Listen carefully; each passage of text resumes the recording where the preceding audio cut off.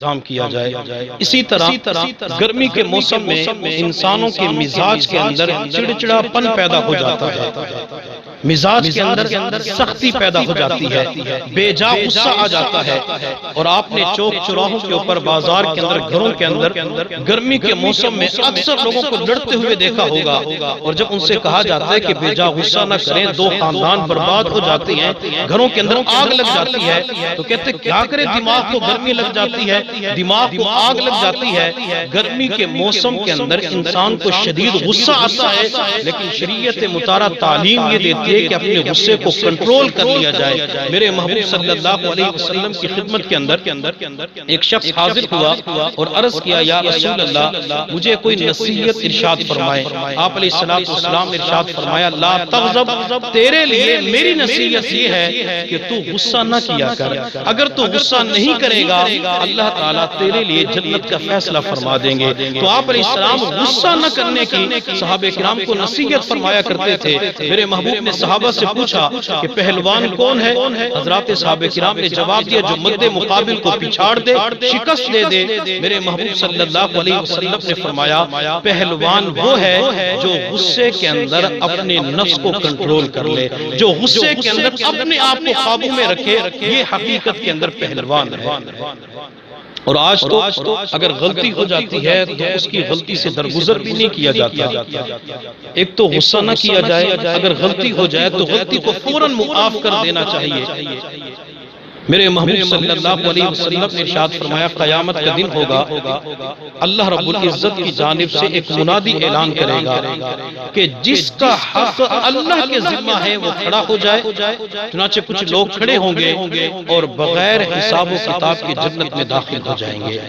تو لوگ پوچھیں گے، یہ کون لوگ ہیں جن کا اجر، جن کا حق اللہ کے ذمہ تھا، بغیر حساب کتاب کے جنت میں داخل ہو گئے؟ تو فرشتے جواب دیں گے، یہ دنیا کے اندر اپنے بھائی کی غلطی کو جلدی معاف کر دیا کرتے تھے۔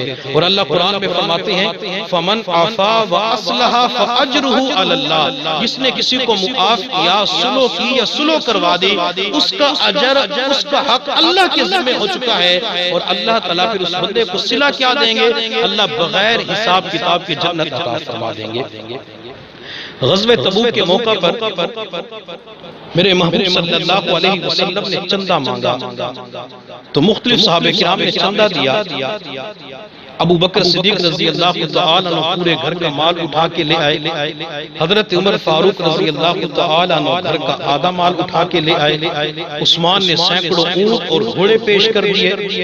ایک صحابی تھے حضرت ابن زید رضی اللہ تعالیٰ عنہ، ان کے پاس کچھ بھی نہیں تھا، ان کے پاس صرف اپنا لباس تھا، اس کے علاوہ نہ پیسہ تھا، نہ جانور تھے، نہ پرندے تھے، نہ جنگی سامان تھا۔ یہ رات کے وقت مسجد نبوی کے اندر آئے اور اللہ رب العزت کی بارگاہ میں اللہ کے سامنے رونا شروع کر دیا۔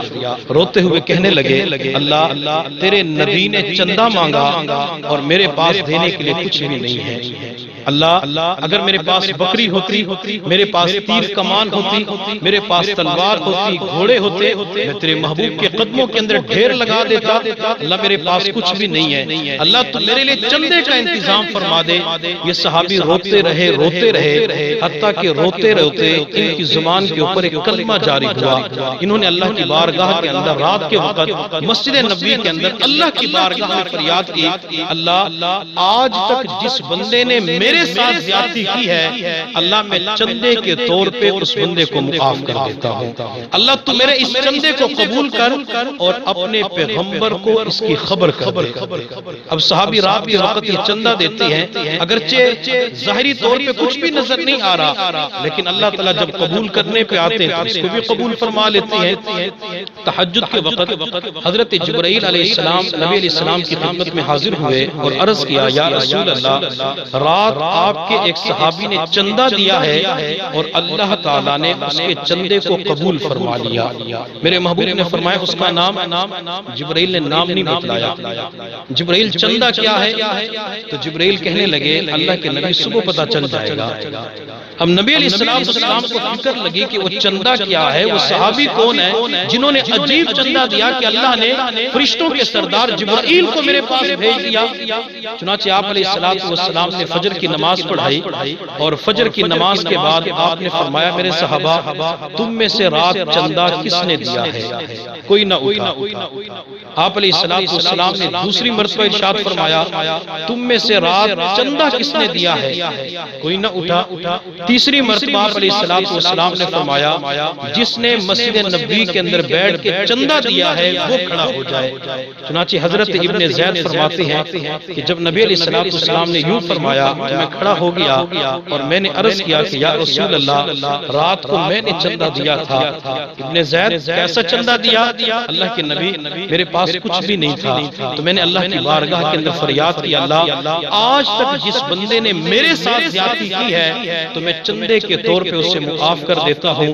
میرے محبوب صلی اللہ علیہ وسلم نے فرمایا میرے صحابی تو نے چندہ دیا، اللہ نے تیرے اس چندے کی وجہ سے باقی پورے چندے کو بھی قبول فرما لیا.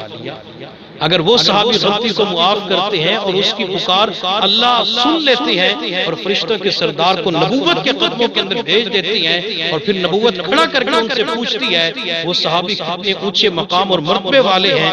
اگر ہم بھی دوسروں کی غلطیوں کو معاف کرنے والے بن جائیں انشاءاللہ اللہ تعالی ہمیں معاف بھی فرمائیں گے اور دنیا کے اندر عزتیں بھی عطا فرمائیں گے. گرمی کے موسم کے حوالے سے شریعت مطہرہ کی ایک تعلیم یہ ہے